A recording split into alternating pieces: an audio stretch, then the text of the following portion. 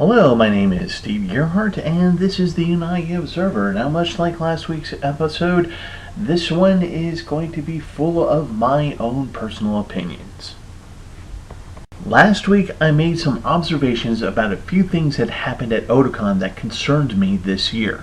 In this video, I would like to offer some solutions of sorts.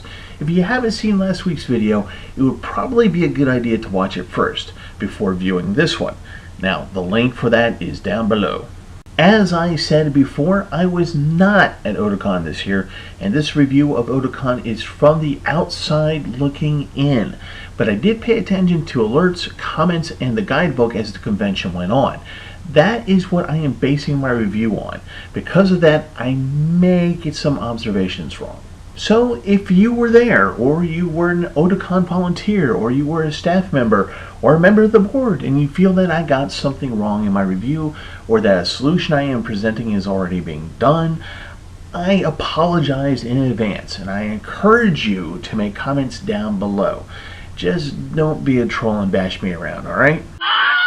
I am going to lump my solutions into three categories. The first one will be about the dealer's room. The second will be addressing the fact that attendees seem to run out of things to do. And lastly, the big one, where I feel that you can pretty much lump almost everything else into it, will be about communication behind the scenes. So let's get started.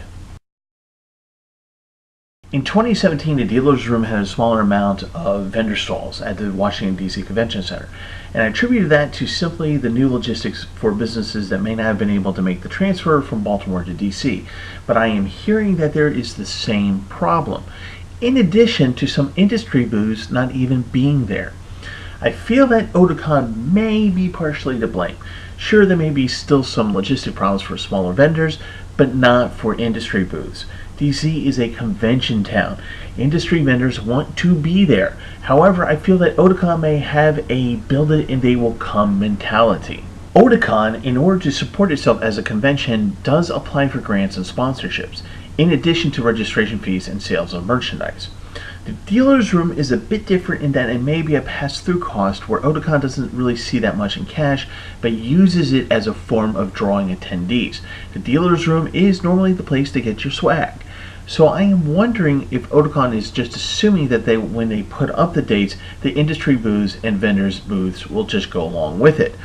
As this is a new venue, I think Otakon has to take the attitude of not assuming they will just show up and actively go after vendors and industry entities to fill up the dealer's room, just as they would go after grant funding and sponsorships. I really feel Otakon needs to be more aggressive in this. Second, I was concerned to hear that attendees were having trouble finding things to do. There should always be something for the congoer to do at any given time at a convention. One improvement I think Otakon should do is to create more video rooms. Otakon is an anime convention. Show some anime. Recently, I have felt that with a few exceptions from industry releases, we are seeing the same old anime over and over. Perhaps a new push for new license agreements should occur. Now, don't get me wrong, I like that Otakon wants to showcase more cultural events. I really do want to see those things. And I have been enjoying quite a few live-action movies over the past 3 or 4 Otakons. But I think that Otakon needs a little bit more in the anime department. Panels are the hardest. I had a critique last year that it seemed that with a few exceptions, we were also seeing the same panels over and over. Otakon's panel committees should make an effort to really look at some of these and determine if the panelists are just going through the motions, and also make the effort to see if the new panelists are truly interesting. I got bored with the same old voice acting panels. They seem to be the same thing over and over again, kind of like product reviews almost, but really enjoyed the Japanese punk panel and the North Korean animation panel. And what about the kaiju guys? Where'd they go? If Otakon is truly addressing the programming problem, then that may be why some of the rooms went unused this year. It does take time to reorient a con's programming. Sometimes it even takes a year or two. If they aren't, then they should be. And if they decide to use less rooms for the time being, that's actually fine. But they need to make sure that the other rooms can pick up the slack for that, and if a panel gets canceled, which leads me to the next issue. Now, the last issue is the one that I feel is very important. That is the apparent lack of communication behind the scenes at Otakon. To recap, there were a lot of events that were canceled or changed, and communication was not forthcoming. It appeared that people were not talking to each other to determine if an event was happening or not, if there was a room change or not. And as a result, a lot of convention goers wasted their time waiting in lines.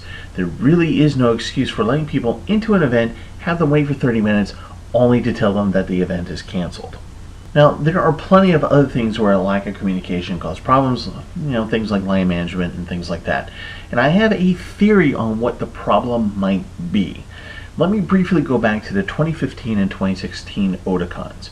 If you look back at those two Otakons right before the move to DC, you may have noticed that there were a number of old-time Otakon staff and board members, and a few who were founding staff members who basically retired from their roles. I think that number has grown substantially with the move to DC. So basically, the old leadership is leaving. You have longtime committee heads, event runners, and even executive board members who keep getting reelected, who are now essentially saying, it's time to pass the torch. Now, this is actually normal for a long-running nonprofit like Otakon, and honestly, it really isn't a bad thing. The thing, though, is that the old guard still has to provide guidance for those coming up in the ranks. I feel this may not be happening. If it isn't, it needs to. By giving guidance to the new leadership that is emerging, you can lay down the basics, what works, what doesn't work, what the priorities are, and even telling the new guys about the skeletons in the closet.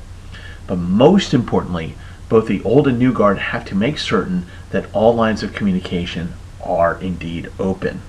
The new leadership, as it develops, needs to organize how they run the convention. Clear channels need to be made and new relationships to be created and to figure out alternative plans. It's not just about radio communication, it's about setting up a decision-making structure.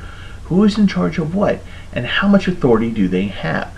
Ideally, the new guys should have a foundation from the old guard with which to create new structure. By creating a clear line of who has authority to make decisions for certain things at certain times, you can create a faster way of determining events, what happens and how to communicate to the convention.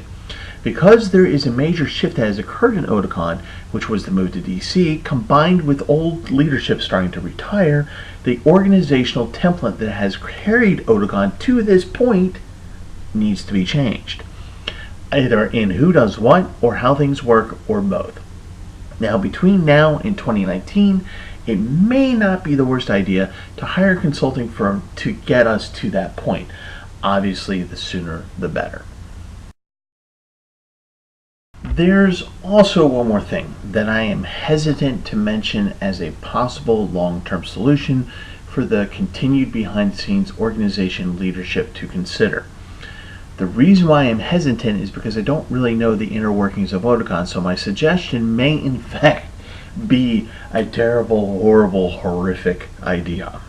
I think that Otaku and Otakon should make a feasibility study into having a very small, maybe 3 to 4 member paid staff to handle infrastructure. This would allow Otakon and Otaku the freedom to handle the actual convention itself. Now, if the fundraising arm of Otakon is as strong as I think it is, these are the guys who raise money through grants, funding for those 3 or 4 people could happen in the manner of a foundation grant. By having a small, tiny staff to handle just the regular nuts and bolts, there's the inner workings, the executive board would be able to spend more of its time in making sure that the convention is strong in its message, programming, and execution. Or I could be totally wrong about this. Alright, that was my 2 cents on this subject. Now again, if you disagree or you have other suggestions or know of things that are going on that the rest of us don't, please by all means let us know in the comments down below. Just be nice, don't be a troll. Because this video went up late, the next video will be on September 4th. Alright, there we go. My name is Steve Gerhardt, this is the Unagi Observer, and as always, thank you so much for watching, and I will see you guys next time.